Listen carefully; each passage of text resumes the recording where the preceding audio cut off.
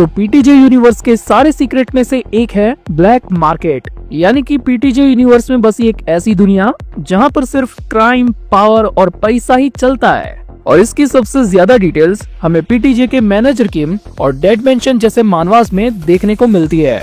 तो आज हम इसी डेंजरस अंडरवर्ल्ड को एक्सप्लोर करने वाले हैं, जिस दौरान हम ये भी जानेंगे कि आखिर लुकिज्म के कुछ कैरेक्टर्स इस ब्लैक मार्केट के साथ कैसे कनेक्ट है। तो सबसे पहले हमें पीटीजे के इस पूरे ब्लैक मार्केट के सिस्टम को समझना होगा कि आखिर ये लोग इस यूनिवर्स के अंदर कैसे ऑपरेट करते हैं और इतने खतरनाक लेवल के क्राइम करने के बावजूद आखिर इन लोगों का नाम ऐसे बाहर क्यों नहीं आता।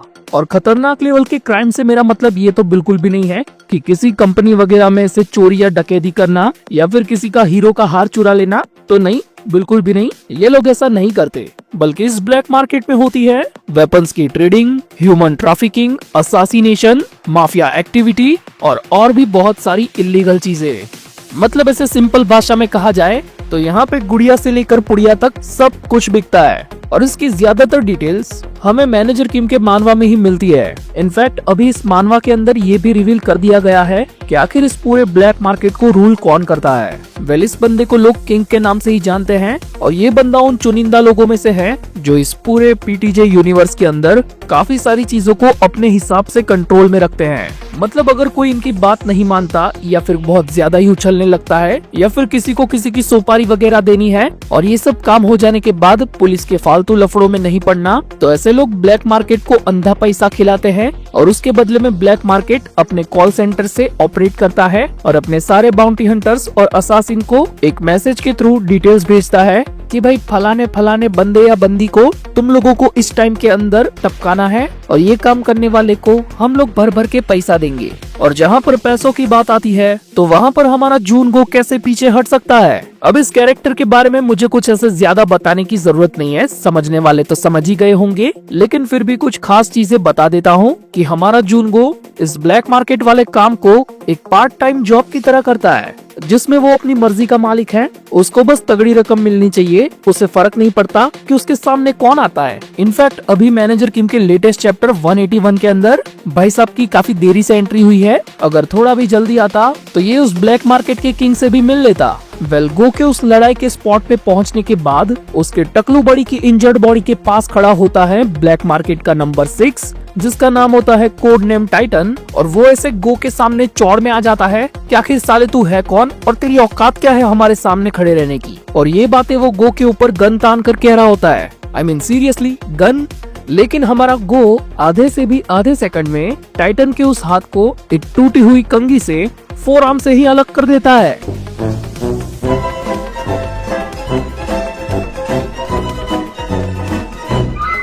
वेल, लुकिज्म के कुछ और भी ऐसे कैरेक्टर्स हैं जो ब्लैक मार्केट से शायद से जुड़े हो सकते हैं, लेकिन उन पर जाने से पहले हमें ब्लैक मार्केट के और भी ज्यादा कनेक्शंस के बारे में जानना होगा। और कुछ हद तक ये कनेक्शन हमें पीटीजे की डेड मेंशन मानवा में देखने को मिलते हैं। वेल, मेरे हिसाब से तो ये पूरा का पूरा डेड मेंशन ही ब्लैक मार्केट का हिस्सा है, जहाँ पर इलीगल तरीके से बच्चों को बेचा और खरीदा जाता है और उनका परफेक्ट ब्रेन वॉश करके उनको असासिन बनाया जाता है। वेल, बाद में इन बच्चों को काफी कैड़े अमीर लोग, बोले तो कोठी बंगले वाले, अपनी प्रोटेक्शन के लिए या फिर किसी और मिशन को अंजाम देने के लिए इनको अच्छे खासे दाम में खरीदते हैं। और हाँ, ये पूरा प्रोसेस इसी ब्लैक मार्केट के थ्रू होता है। लेकिन अभी तक इस पूरी मानवा में कहीं पर भी ब्लैक मार्केट का नाम मेंशन नहीं किया गया। लेकिन हाँ, इसके एक चैप्टर में जहाँ पर व्हाइट टाइगर जॉब सेंटर दिखाया गया है, उसमें सेरासिन मार्केट के नाम को मेंशन कर दिया है। और वैसे तो इस पूरे ब्लैक मार्केट के अंदर काफी सारे इलीगल ऑर्गेनाइजेशंस काम करते हैं, लेकिन कुछ मोमेंट्स पर वो लोग आपस में भी क्लैश करते रहते हैं।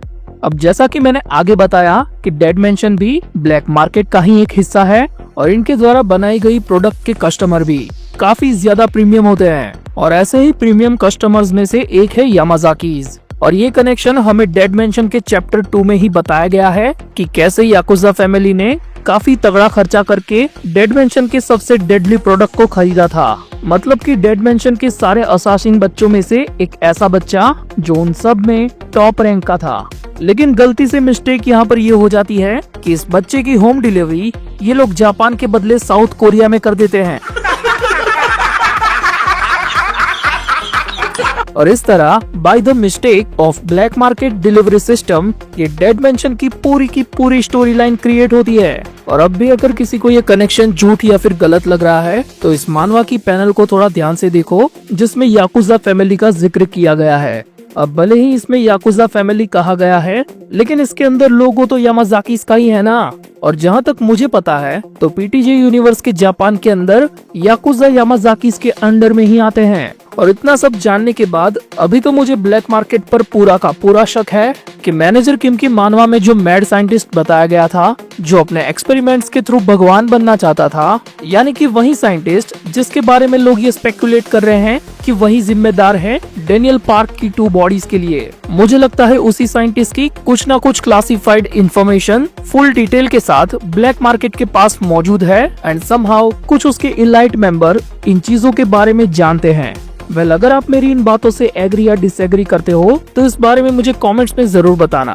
तो चलो अब फाइनली बात कर लेते हैं लुकिज्म के कुछ कैरेक्टर्स की, जो हो सकता है कि किसी न किसी तरीके से ब्लैक मार्केट के साथ इन्वॉल्व है या फिर किसी न किसी तरीके से उनके साथ काम कर चुके हैं।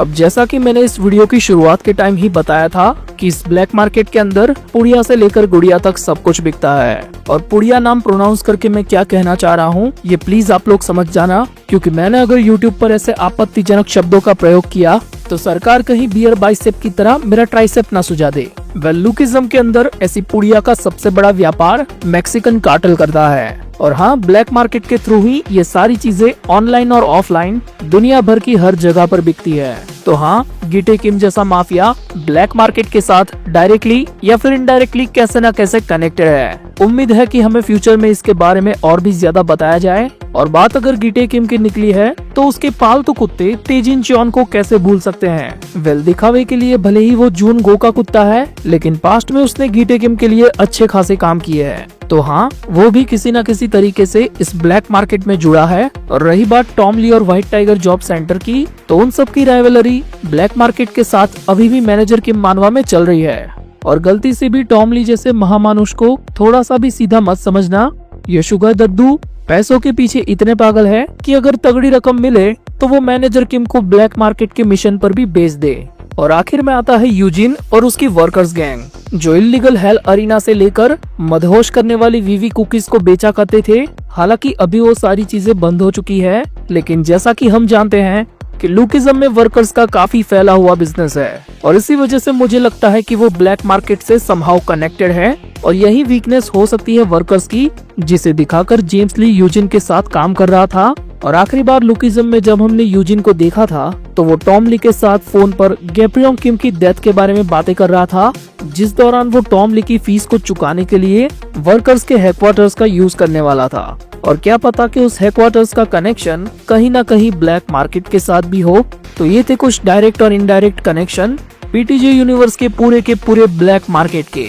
वेल, हो सकता है कि मेरी कुछ बातों को लेकर आप कम्प्लीटली एग्री ना हो, लेकिन मैंने अपनी तरफ से पूरी कोशिश की है कि मैं आपको इस टॉपिक के बारे में काफी अच्छे से बता पाऊँ। तो अगर आपको ये वीडियो और मेरे एफर्ट्स थोड़े से भी पसंद आए हैं तो प्लीज इस वीडियो को लाइक कर देना।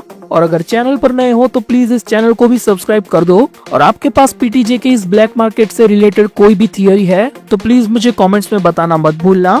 और बहुत ही जल्द मैं मिलूंगा एक और नई वीडियो के साथ।